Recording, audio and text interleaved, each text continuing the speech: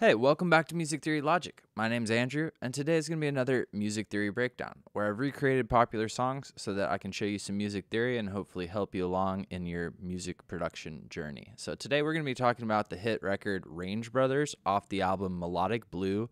This is the debut album from the rapper Baby Keem. Let's go ahead into the Logic session. So this track, if you're not familiar with it, also features Kendrick Lamar. If you haven't heard this track, I encourage you to go listen to it right now because I'm not going to play the actual original audio. That's because I don't have the permission. I don't have the copyright. I have recreated every layer in the track to the best of my abilities. The mix isn't perfect, but I think it gives us plenty to talk about. So hopefully you better understand the song. If you enjoy these music theory breakdowns, let me know in the comments, help me out, and subscribe to the channel. Tell your friends about it. I really appreciate all of you out there. So here we go. Here is my rendition of Range Brothers.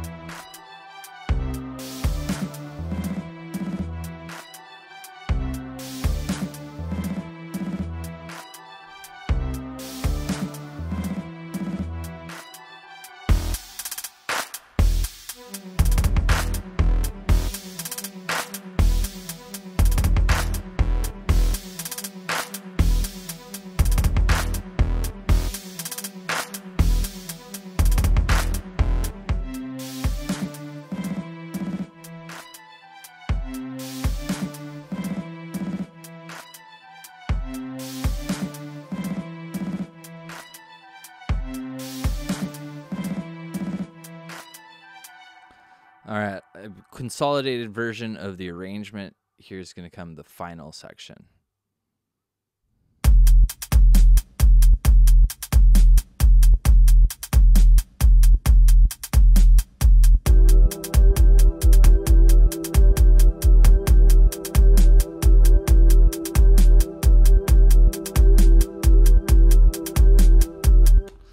Cool. So hopefully you enjoyed this track, and one of the reasons I did it is it's really interesting instrumental. The arrangement of the song is super interesting. It's almost like multiple songs all squeezed into one. There's 3 different tempos happening in the song. Let's go ahead and talk about the music theory, where the notes come from, and then I'll explain some of the tempo stuff. So we're in the key of E natural minor. E minor has 1 black key. That note's F sharp.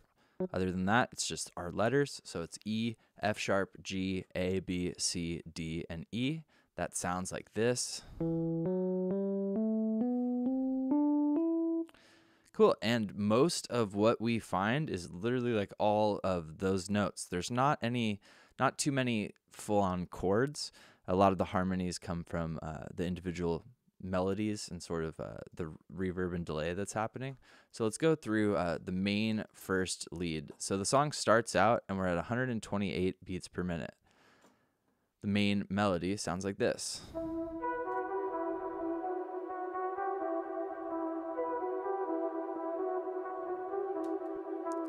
So that's a 2-measure phrase repeating. It's going E, B flat, F sharp, G, E, E, F sharp, F sharp, F sharp, G, E. So that all together, basically repeats every 2 measures. We hear this as the fundamental like lead for the first part of this instrumental. Cool. Let's look at the 808. The 808 is literally just holding our root note, so it's on E. It is doing a pattern with our kick drum. If you've seen some of my videos before, I've talked about, it might sound silly, but this idea of like team kick in a lot of these tracks, the 808 is functioning like a bass instrument and a kick drum instrument. So a lot of times the kick is layered on top for just some extra attack or some punch. Together with the melody, the 808 and melody sound like this.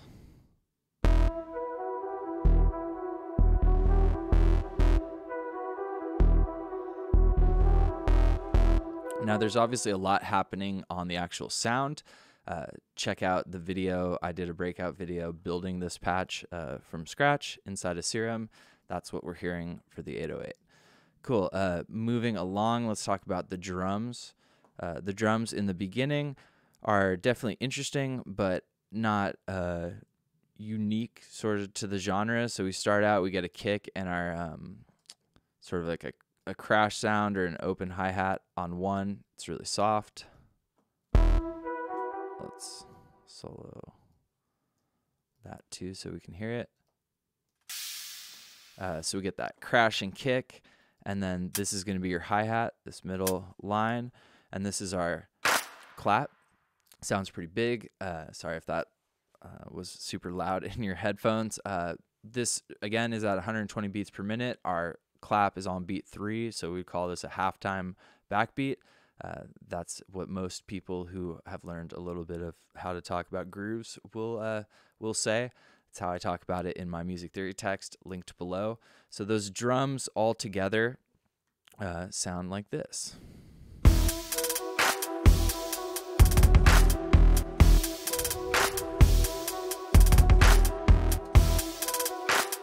Cool. I would say that this kick fill, that again the 808 does the same exact rhythm, is pretty interesting. So there's a dotted half note, quarter note kind of feel that gives us like a syncopated groove. That basically means the downbeat isn't on like the 1 and the 2. There's some movements on the offbeat.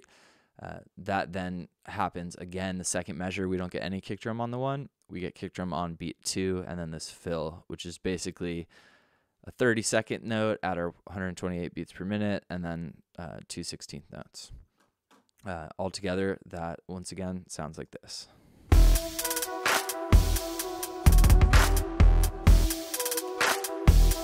Cool. Lots to cover, so I'm going to go somewhat quick. After what is like 8 bars, we hear a chord instrument. The chord instrument sounds kind of like an ambient pad to me, almost like an organ. So I took an organ, I'm delaying it, and I've used a high shelf to lower the higher frequencies. We're basically doing our 1 chord, our E minor, and then another 1 chord, our E minor. It's just a different voicing, so you hear it kind of change in the song.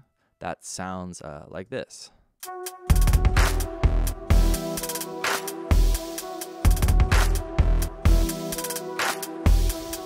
So the higher part, and then the lower part. Again, pretty simple. I've said this in a lot of the tracks that are like this, where there's not a ton of chord changes. The absence of like a bunch of different chords really makes this feel darker and heavier, which helps the whole vibe of the track overall. We then get what I'm calling a trippy pad. It's doing the same exact chords, so the only 3 notes we have are E, G, and B. That's a 1 chord. Again, that's an E minor chord. It has the same voicings as the other instrument. They're just dragged out to basically 2 whole notes or 2 measure long chords. And it's the patch itself that takes care of the movement. I didn't build this patch. I just went through Analog Lab, the searching tool that Arturia put out. Pretty amazing thing for finding sounds that are already built and ready to go. And I found something that I thought was close enough to use for the song. This layer really just adds a lot of like dissonance and craziness to the track. This is leading to our next section, which to me really feels like the beginning of the song. This whole first part feels kind of like an intro when you think about the whole song in its entirety. That trippy pad with everything else sounds like this.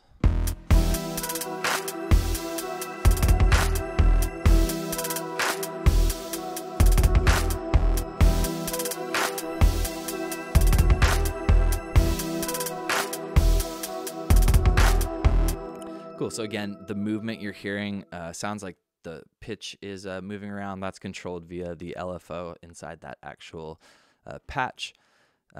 Cool. So then the music really changes. That's why I think it feels like almost a different song, different section of the song.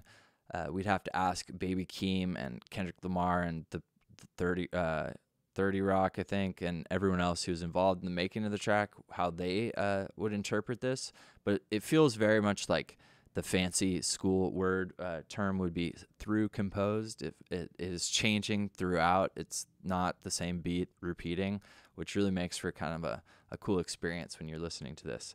So for the first time, we hear a choir and we hear strings at the same time. The section sounds like this. We're also slowing down. So we were at 128 beats per minute. Now we're at 120. You can see that with the blue line at the top. So here is this next section.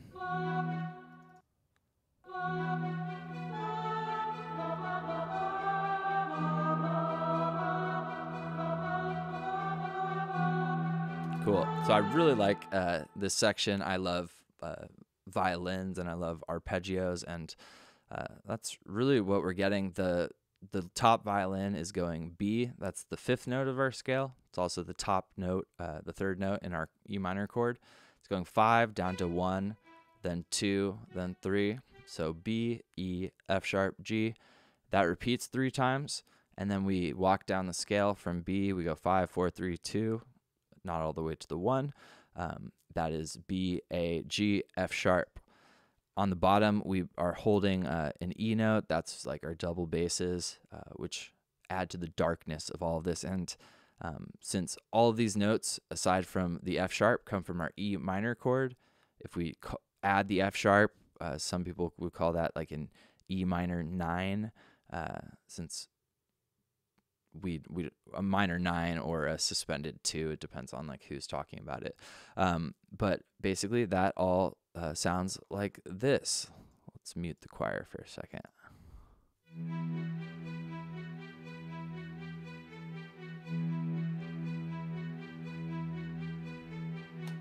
Now, I've been doing a bunch of YouTube shorts on the channel. It's kind of a fun little thing each day. One that I did was playing this literal top violin line on an electric guitar.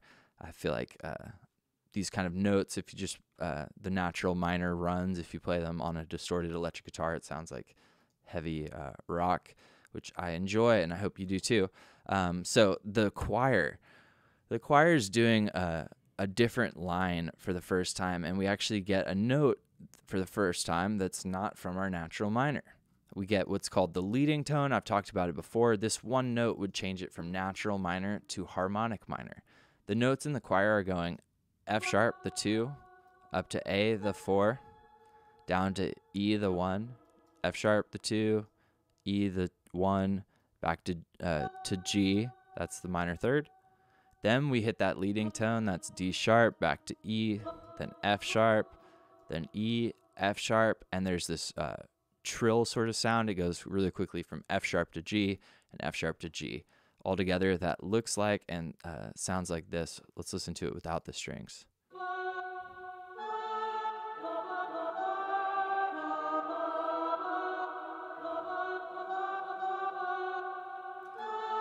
Cool. So the original, it'd be interesting to talk to whoever added that part to the track. I'm wondering if they used a MIDI instrument or if it's a sample that they chopped up. I imagine it's a sample. There's a real like human element to it. But it would be really hard to recreate that without knowing what sample they started with. So again, I did it. The instrument you're hearing is a Mellotron, which is basically like a vintage sampler that played actual recordings that were on tape. And so this is basically a choir that's being repitched through tape emulation, because it is a digital synth. All right, so together with the strings, that sounds like this.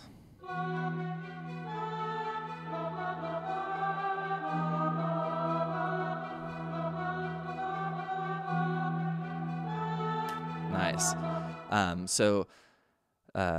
Together, one thing that happens because we're using different notes and they all come from our key, we're getting harmonies. So like in the first moment, you almost feel like you're getting the minor chord because you hear the F sharp. So the second, you're getting that minor 9. So it makes it almost feel even darker than just a straight up minor chord. And then when we hear the A, that makes us feel like we have some sort of fourth sort of harmony. So again, both of these instruments have a lot of reverb. The choir has a ton of reverb, delay, distortion. It's all of that really makes for like an ambient texture.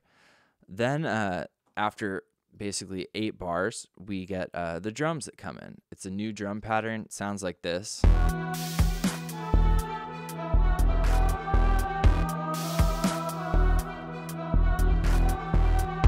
So one thing that's the same is the 808 and the kick pattern. The main thing that's changing is we're getting this snare roll, which if we look at this, we get basically the same drums that were happening, only that crash is moved to the second quarter note instead of on the 1. We then get a snare roll. The snare roll is this purple thing right here. It's a lot softer. So it's on the second 16th note. And then after the fourth quarter note right here, it's on the second 16th note, and we get 1, 2, 3, 4, 5 30-second notes. All of these drums do have a decent amount of 16th note swing, so every second 16th note is behind in time. That makes us feel a lot more organic or real. Cool. Moving along, we get our second bass instrument, and we get some different stuff on our hook, or what I'm calling the hook, this section.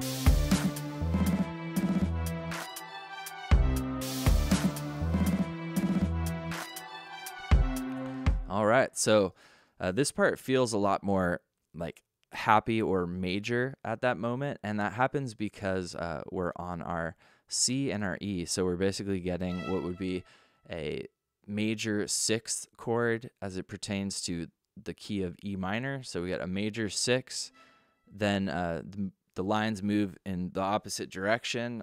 They all land on a D, so it's a unison, just the same note.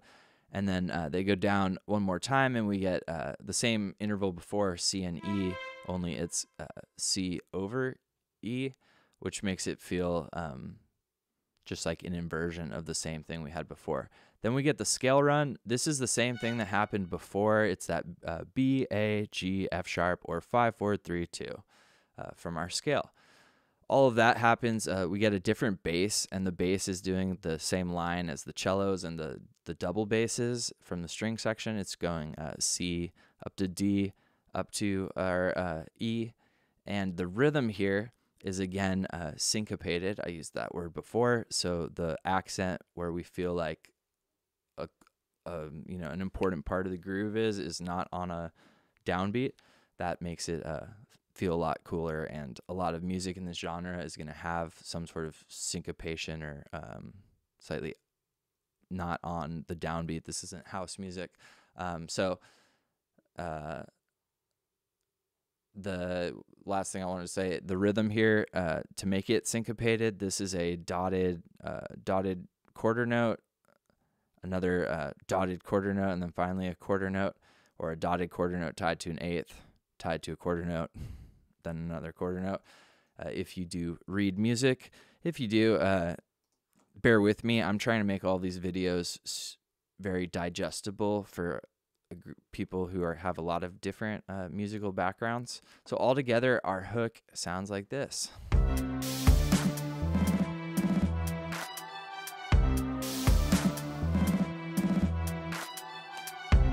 Now, we still hear the choir on the first hook, but the second time we don't hear it.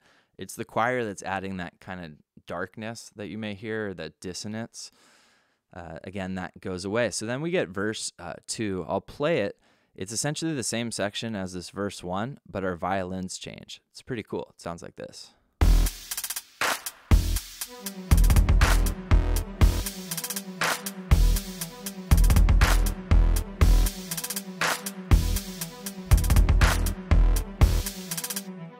Cool. So our first rhythm was basically happening on 8th notes. Now we're going twice as fast, and we're doing 16th notes. So that alone makes it feel like it picks up in energy for sure.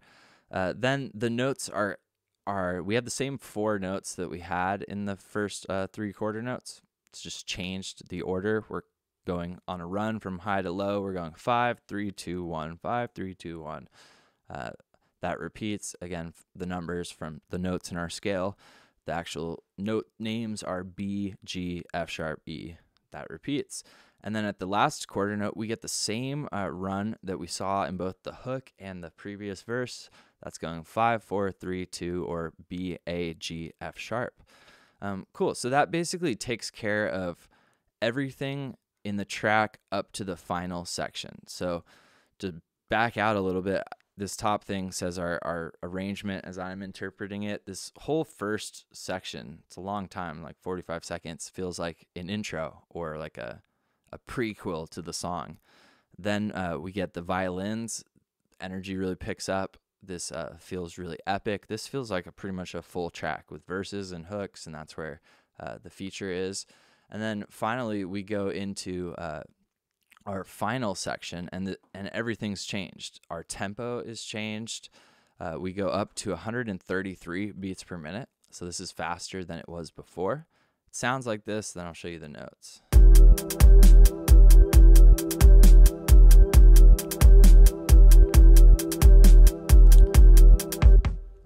Very simple.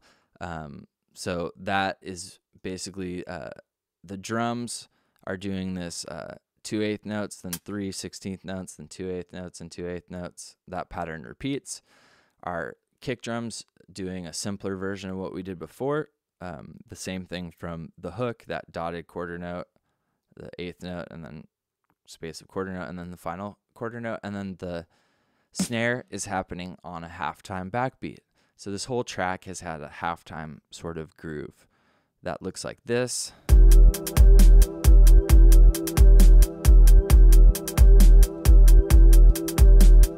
All right, so finally we have this main instrument, this final lead. And I don't have the MIDI because I printed and I made this sound. Check out my YouTube short I did yesterday. It essentially shows a step-by-step of how to do this. I wrote the MIDI first and forwards. That was basically using the 2 notes G and E going between the 2. I got the rhythm that I wanted. I then reversed it. I printed it to audio, and then I reversed it again so that it sounded backwards. That is a huge part of that final sound. So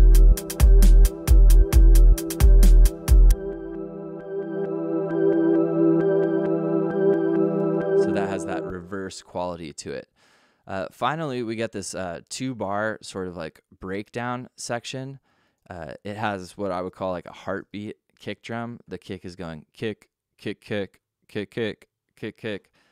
There's been a subdivision or getting smaller diminution, fancy term, of the hi-hat pattern. So it's going 8th note, 8th note, 3/16, 8th note, 8th note, 3/16.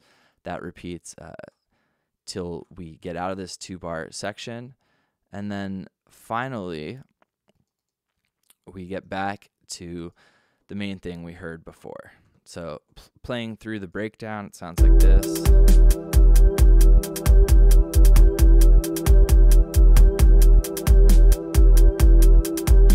So we get more kick drum, no snare or clap, and the 808 does the exact same pattern as the kick drum. So that's super common. Don't need to hear from Amazon right now. That again, in this style of music, the kick drum and the 808 are almost like doing the same thing. We perceive them to be the same thing in the final for most of them, except for some of those accented kick drums. So Hopefully you found this helpful. Once again, if you enjoyed this, go and support that original track. I think the whole album is super cool and really well done. I really like the dynamics of that track. We get so many different versions, 3 tempos. I don't think I've done a breakdown yet where it has that many different tempos. Note-wise, somewhat simple. We were in E natural minor for most of it. Then we found that raised 7th scale tone, which gives us the dominant sound. Really a bunch of fancy terms, but that makes it what would it be called harmonic minor, or it makes it so the 5 chord is major, where it's not in most natural minor keys. Anyway, if you found this helpful, if you can't tell, I love music and I love music theory. If you found this helpful, you would help me out a ton by subscribing to the channel, hit the bell for notifications, leave me a comment, and let me know another song you'd like to see me break down. Shout out to, I believe, DJ Gaines, who asked for something off this Baby Keem album. I hope you enjoyed that, and have a wonderful day. Be kind to your fellow human being, and I'll see you next time. Cheers.